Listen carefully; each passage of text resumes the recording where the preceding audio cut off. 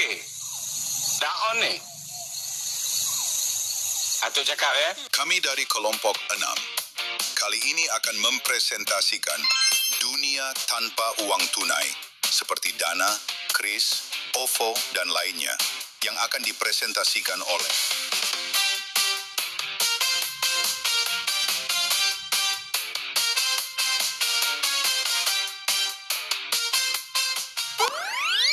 Baik, di sini saya akan menjelaskan tentang perubahan gaya hidup dari tunai ke digital.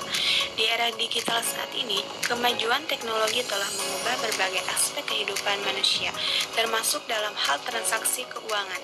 Salah satu perubahan yang paling signifikan adalah pergeseran gaya hidup masyarakat dari penggunaan uang tunai ke transaksi digital atau non-tunai atau cashless. Perubahan ini tidak hanya terjadi di kota-kota besar, tetapi juga mulai merambah ke daerah-daerah dengan adanya peningkatan akses terhadap internet dan smartphone. Lalu, apakah Indonesia benar-benar siap menjadi masyarakat non-tunai? Baik, untuk yang selanjutnya yaitu apa itu dunia tanpa uang tunai? Cashless adalah transaksi pertukaran nilai tanpa menggunakan uang fisik untuk alat pembayarannya. Sebagai gantinya, cashless menggunakan istilah saldo atau e-money untuk menyebut uang dalam bentuk elektronik. Sejak 5 tahun terakhir, perkembangan transaksi cashless di Indonesia sangat pesat. Bahkan transaksi ini juga didukung langsung oleh Bank Indonesia yang meluncurkan QRIS sebagai salah satu sistem pembayaran cashless. Contoh aktivitas sehari-hari, beli makanan di kantin pakai QRIS, bayar ojek online via GoPay, transfer uang pakai mobil m-banking, belanja online tanpa uang fisik, ciri-ciri dunia tanpa uang tunai, dompet digital, transaksi cepat dan praktis, tidak perlu uang tunai, semua pembayaran bisa dilakukan lewat aplikasi. Baik, di sini saya akan menjelaskan perkembangan cashless di Indonesia. Awalnya, sistem pembayaran cashless atau non-tunai mulai diperkenalkan secara resmi di Indonesia melalui Peraturan Bank Indonesia, yaitu PBI nomor 11 tahun 2009 tentang uang elektronik. Peraturan ini menjadi dasar hukum awal berkembangnya sistem pembayaran digital di Indonesia. Kemudian pada tahun 2014, Bank Indonesia memperkuat implementasi transaksi non-tunai dengan mencanangkan Gerakan Nasional Non-Tunai atau disingkat GNNT. Sejak saat itu, transaksi non-tunai mulai tumbuh secara signifikan dalam kehidupan ekonomi masyarakat. Perkembangannya bisa kita lihat dari data statistik Bank Indonesia. Hingga akhir Juni 2018, volume transaksi uang elektronik mencapai 206,9 juta transaksi. Dan pada bulan September di tahun yang sama, uang elektronik yang beredar mencapai lebih dari 142 juta instrumen. Hal ini menunjukkan bahwa adanya peningkatan hampir 300% volume transaksi uang elektronik dibandingkan pada bulan Juni 2017 tahun lalu. Salah satu momen penting yang mendorong perkembangan ini adalah pemberlakuan e-money dalam pembayaran jalan tol pada bulan Oktober tahun 2017. Kebijakan ini menyebabkan lonjakan besar penggunaan uang elektronik, yaitu meningkat hampir 2 kali lipat dibandingkan bulan sebelumnya. Tak hanya e-money, masyarakat semakin akrab dengan e-wallet atau dompet digital. Beberapa contoh dompet digital atau e-wallet yang populer di Indonesia adalah Dana, OVO, GoPay, Vcash, dan masih banyak lagi. Secara keseluruhan, masyarakat sudah siap dan sudah terbiasa bertransaksi digital. Sistem pembayaran cashless tidak hanya memudahkan, tetapi juga memperlancar dan mempercepat proses bisnis dan juga mendorong efisiensi berbagai sektor. Selanjutnya, ada kelebihan dunia tanpa uang tunai dan juga kekurangan dan tantangan dunia tanpa menggunakan uang tunai. Nah, yang pertama itu kelebihan dunia tanpa menggunakan uang tunai. Nah, kelebihannya yang pertama ada kemudahan dan kecepatan. Nah, kemudahan dan kecepatan ini proses pembayaran menjadi lebih cepat dan efisien karena kita tidak perlu buat ngitung-ngitung uang tunai lagi atau menunggu kembalian atau menghitung-hitung uang kembalian ya. Dan lalu yang kedua dari segi keamanan.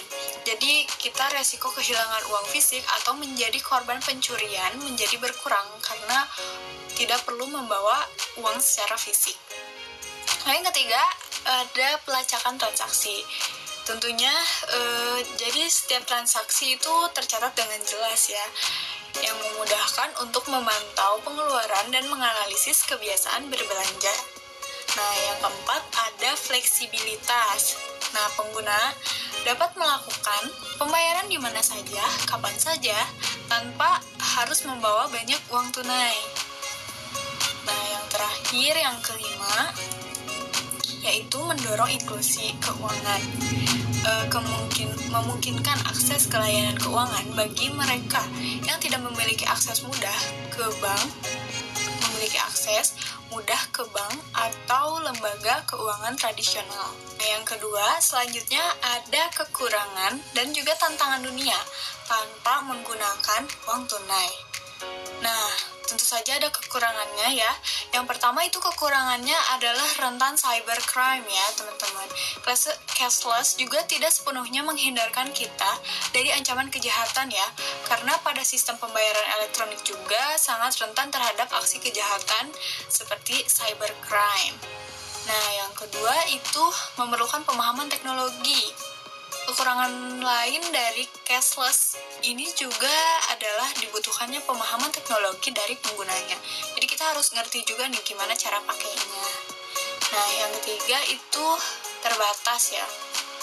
Kekurangannya itu cashless memang sangat mudah mempermudah proses transaksi, tapi masih sedikit vendor juga yang melakukan kerjasama dengan para penyedia sistem cashless ini. Nah, yang keempat ada biaya transaksi. Biaya transaksi ini di beberapa platform cashless juga mungkin mengenakan biaya transaksi ya. Biaya transaksi ini juga disebut dengan biaya admin. Kalau kita menyebutnya dengan sering itu biaya admin ya. Tentu ini sangat harus diperhatikan oleh penggunanya. Lalu yang kelima itu jadi ketergantungan pada teknologi. Sistem elektronik mengalami gangguan atau kegagalan, pengguna bisa kesulitan untuk melakukan transaksi nih. Kalau nggak ada jaringan, nggak ada kuota juga jadi susah kan kita pakai cashless ini. Apakah kita sudah siap? Pertama, generasi muda sudah siap. Anak muda terbiasa menggunakan wallet, kris, dan aplikasi digital. Mereka cepat dalam belajar dan nyaman bertransaksi tanpa uang tunai. Kedua, tapi tidak semua daerah siap. Masih banyak wilayah yang belum punya internet stabil dan fasilitas teknologi. Cashless belum bisa dijalankan sepenuhnya di tempat-tempat seperti ini. 3. Butuh edukasi dan sistem keamanan yang kuat. Masyarakat harus diberi pemahaman tentang cara penggunaan e-wallet dengan aman. Pemerintah dan penyedia layanan harus terus meningkatkan keamanan digital. Kesimpulan, perkembangan teknologi menolong perubahan gaya hidup masyarakat dari transaksi tunai ke non-tunai atau cashless. Sistem ini menawarkan kemudahan, kecepatan, dan keamanan serta didukung oleh kebijakan pemerintah seperti KRIS dan GNNT. Namun, tidak semua daerah siap karena keterbatasan infrastruktur dan pemahaman teknologi. Ancaman kejahatan siber dan ketergantungan pada teknologi juga menjadi tantangan. Generasi muda umumnya siap, tapi untuk menjadikan Indonesia benar-benar cashless, dibutuhkan edukasi, akses teknologi merata, dan sistem keamanan digital yang kuat.